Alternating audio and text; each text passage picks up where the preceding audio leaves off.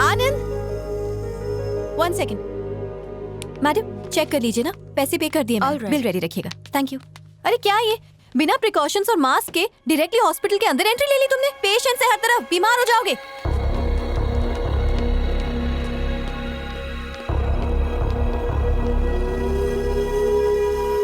Sorry मेघना। अरे sorry क्यों बोल रहे हो? तुम्हारी कोई गलती नहीं है, गलती तो मेरी है। मैंने ऐसे इंसान से प्यार किया जिसमें इंसानियत नाम की चीज नहीं है। मेरी ओसीडी के बारे में तो जानती हो ना? नहीं जानती हूँ और जानना भी नहीं चाहती हूँ। एक बीमार आदमी को गंदगी समझते हो तुम? अगर उनकी जगह तुम्हारी माँ होती तो क्या करते? उन्हें भी छोड़कर भाग जाते।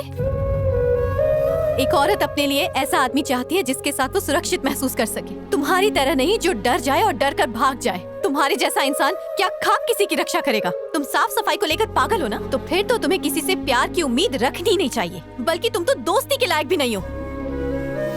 अरे तुमसे शादी करके जिंदगी में हारने से अच्छा होगा कि मैं तो प्यार में ही हार जाऊं। अब दफा हो जाओ और दोबारा मेरे साए से भी दूर रहना। तुम्हें याद है ना, इसी जगह पर तुमने मुझे आई लव यू कहा था, और आज इसी जगह पर मैं तुमसे ब्रेकअप कर रही हूँ। हमारे बीच आज तक जो कुछ भी हुआ ना आनंद, वो सब खत्म।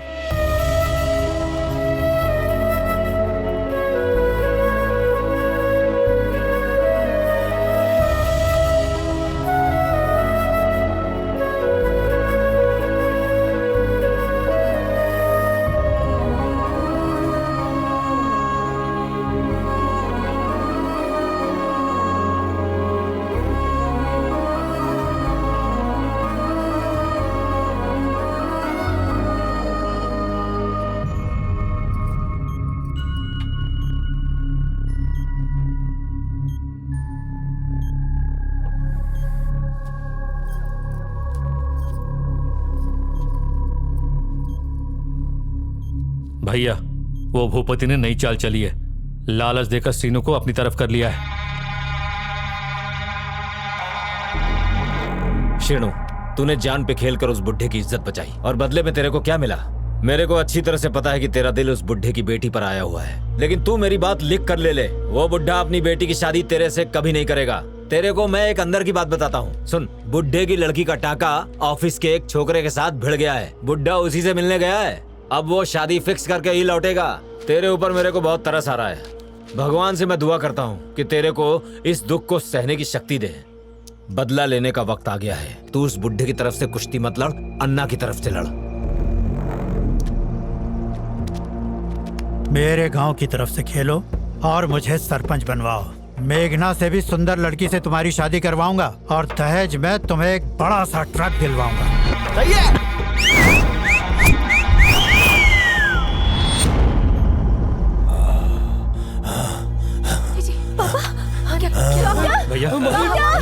ठीक तो है ना? देखिए, हट जाइए, लेट मी चेक।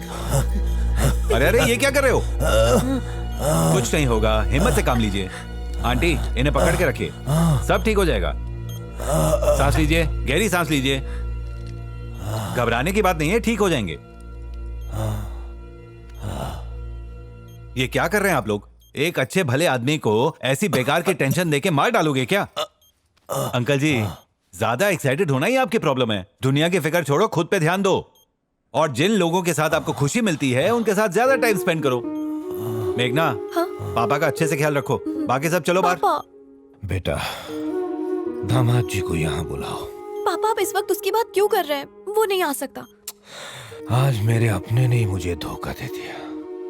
आनंद हमारे लिए गैर इंसान है, फिर भी उसने हमारी मदद की। उस दिन अगर वो नहीं आता तो मैं बच नहीं पाता। बुलाओ उसको। आप उससे क्यों मिलना चाहते हैं? जब तक मैं उससे बात नहीं कर लेता मेरे मन को चैन नहीं मिलेगा बेटा। पर पापा, बुलाओ उसे। मुंह क्या देख रही है बेटा? फोन करके बुलाओ उसे। चाह, आप सोच क्या रही है?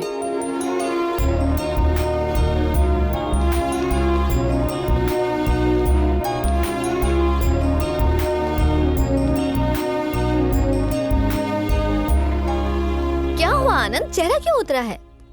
मुझे तो पहले से ही पता था कि वो तुम्हें डिच्चू देगी। तुम्हें वॉर्न भी किया था। अब क्या फायदा हुआ बताओ? तुमने उसे साफ करना चाहा, उसने तुम्हें कर दिया। कोई नहीं, उस पर मिट्टी डालो। नजर उठाओ, डाली पे फूल और ऑफिस में लड़कियां हमेशा मिलेंगी। मुझे डाली से तोड़ लो। मैं तो तुम्हारे प्यार में सैनिटाइजर से नहा लूंगी। चोंच लड़ाने के लिए मैं कब से रेडी बैठी हूँ। एक्सक्यूज मी, मुझे तुमसे कुछ जरूरी बात करनी है। तो करो ना। पर्सनल है। आओ ना। अरे खड़ी क्यों बैठो? नहीं बैठना है। सॉरी, मैं ना तो यहाँ बैठने आई हूँ, ना ही अपनी मर्जी से आई हूँ। तुम्हारी मर्जी। खड़े खड़े बताओ क्या है? मैंने सपने में भी नहीं सोचा था कि फिर से तुमसे मिलूंगी। जबरदस्ती आना पड़ा मुझे। जिंदगी पता नहीं हमसे क्या क्या कराती है ना मेघू? अपनी बकवास बंद करो, बहस करने नहीं आई हूँ। और ना ही मुझे तुमसे पैचअप करना है। हाँ तो मुझे भी कोई शौक नहीं है। 2 हफ्ते से खाना नहीं खाया है, 2 किलो वजन कम हो चुका है। देखो फिटनेस घड़ी क्या दिखा रही है, कहती है कैलोरी से ज्यादा खून चल रहा है मेरा। अपनी सेहत का हाल मुझे क्यों बता रहे हो? मैं कोई डॉक्टर हूँ क्या? दिल का हाल उसी को बताऊंगा ना जिसके पास मेरा दिल है। 1 मिनट शांत रहो। Let me talk. टॉको। तुम जानते हो मैंने पापा से ये बात छुपाई कि उस दिन उन्हें हॉस्पिटल ले जाते वक्त तुमने कार आधे रास्ते में ही रोक दी और तुम्हें उनसे घिन आने लगी। तुम्हारे अंदर का वो ओसीडी राक्षस जाग गया और एक बीमार इंसान को मरने के लिए बीच रास्ते छोड़कर तुम वहाँ से भाग खड़े हुए। थैंक्स। थैंक्स क्यों बोल रहे हो? अभी तक मुझ पे गुस्सा हो इसका मतलब मुझसे प्यार करती है। प्यार तो है, पर तुमसे नहीं है, अपने पापा से है।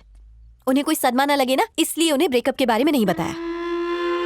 ठीक है। मुझ पर कितना गुस्सा करते। ऐसे आदमी को चाहा, फिर क्या होता? वो मेरी शादी किसी गांव के जमींदार से करवा देते। Hello Anand, Anand, what's wrong with you? तुम इधर उधर क्या देख रहे हो? मैं कितनी सीरियस बात कर रही हूँ। उस जाहिल की जहालत डिस्टर्ब कर रही है। 1 सेकंड आया। आ रही हो ना? खाली कुर्सी तुम्हारा वेट कर रही है। क्या कर रहा है ये? क्या कर रहा है? तेरी कमर कोई देखने की चीज है जो दिखा रहा है? चल चल अंदर डाल, उल्टी आ जाएगी। अब इसको निकालना मत, समझा? पेट कम कर। मेरे को खुजली हो रही है, तेरे को क्या तकलीफ है? सॉरी, तुम्हें तो पता ही है ना, ऐसी कोई भी चीज देखता हूँ ना तो मुझे ओसीडी पर लेक्चर मत दो। बस एक बात कहने आई हूँ तुमसे। आखिरी बार मेरे पापा से मिलकर सारा किस्सा खत्म कर दो और ख्यालों में भी मत सोचना कि मैं तुमसे दोबारा मिलूंगी। वन मोर थिंग, उस खुजली करते हुए इंसान को देखकर तुम डिस्टर्ब हुए ना, और तुम्हें उससे उंगली करते देखकर मेरा दिमाग खराब हो गया। आई बात भेजे में? समझ में आ गया। क्या समझ में आया? यही कि तुम्हें भी ओसीडी हो गई है।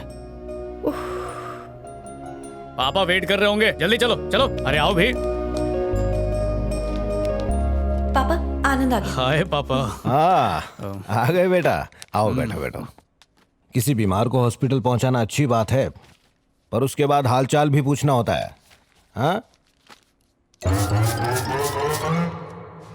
ये आवाज कैसी?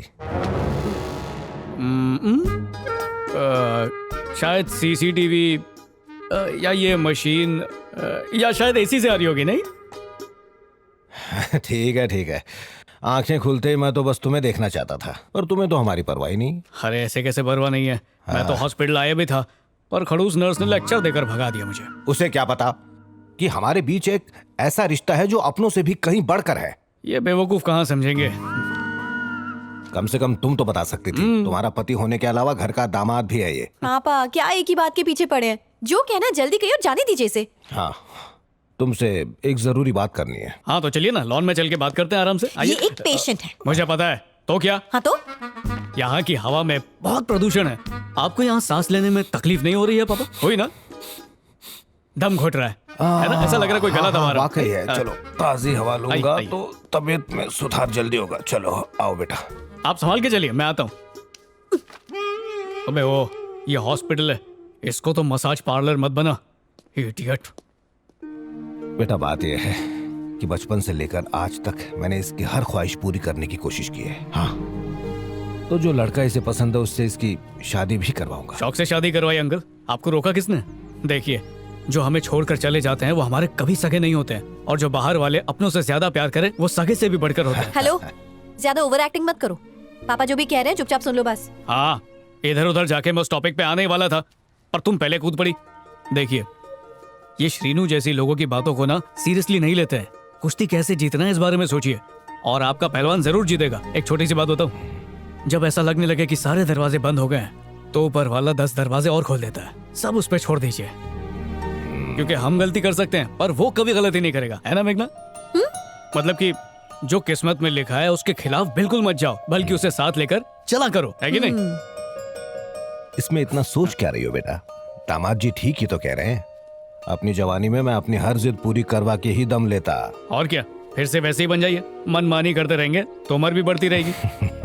बेटा आनंद, जब से तुम मिले हो ना, सच बता रहा हूँ, जीने की चाहत और बढ़ गई है। अरे अंकल। जब मैं गांव लौटूं तो तुम मेरे साथ चलोगे? हाँ, अरे पापा, इसे ऑफिस से छुट्टी नहीं मिलेगी। आएगा ऑफिस, तेल लेने गया ऑफिस, इनसे बढ़ के है क्या? इनकी सेहत सराखों पे। 1 महीने की छुट्टी ले लूंगा और नहीं दिया तो रिजाइन करके खेती बाड़ी करूंगा गाँव में। अपने प्यार के खातिर कुछ भी कर सकता हूँ। What? अरे मतलब अंकल के साथ इतना घुल मिल गया हूँ ना तो प्यार हो गया है। जल्दी से डिस्चार्ज करवा दो मुझे, यहाँ की हवा सूट नहीं करती मुझे। हाँ किशोर, काम हो गया। बोला था ना मैंने, बोला था ना टाइम पे कर। लेट हो गया ना, अभी मुझ पे छींकता तो नहाना पड़ता। अंकल जरा इंपॉर्टेंट कॉल है, अभी आया। कितना महान लड़का है ये। अच्छा तुम गांव फोन करके बोल दो कि हम आ रहे हैं, इसको भी साथ ले चलेंगे। हाँ हाँ हाँ हाँ, बेफिक्र रहो, हो जाएगा। Okay bye bye bye bye. Kishore का फोन था, मेरा कजन। मैंने पूछा क्या, सफाई मत दो। मैं तो ये सोचती थी कि ओसीडी वाले पेशेंट्स कभी झूठ नहीं बोलते। थैंक्स, चलो कुछ तो प्यार जगा। हेलो, ऐसा कुछ भी नहीं है। लेकिन तुम मुझसे प्यार तो करती थी ना? वो सब पहले की बात थी, अब मेरे मन में तुम्हारे लिए सिर्फ और सिर्फ नफरत है। फिर भी आज भी मुझे प्यार ही दिखता है। ये सब बीती बातें हैं। अपनी ओसीडी प्रॉब्लम जानते हुए भी तुमने पापा से झूठा वादा क्यों किया कि तुम उनके साथ गांव जाने वाले हो? बताओ मुझे। क्योंकि मैं सच में जाऊंगा। तुम्हें क्या लगता है वहाँ पर सॉफ्टवेयर का ऑफिस मिलेगा? गांव है वो। सुबह से शाम तक ओसीडी की वजह से उल्टियां करते फिरोगे तुम। बात करते हो। तेरे लिए, सॉरी, तेरे पापा के खातिर स्वर्ग भी चला जाऊंगा। फेंकना बंद कर।